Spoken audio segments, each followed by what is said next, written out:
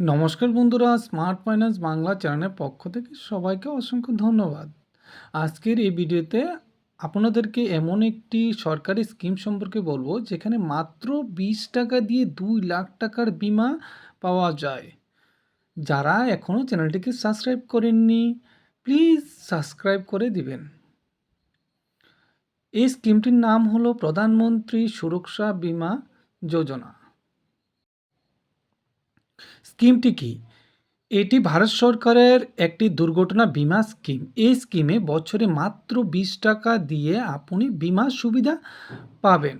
বয়সীমা: এই স্কিমে 18 থেকে 70 বছর পর্যন্ত বয়স পর্যন্ত যে কেউ নিতে পারবেন।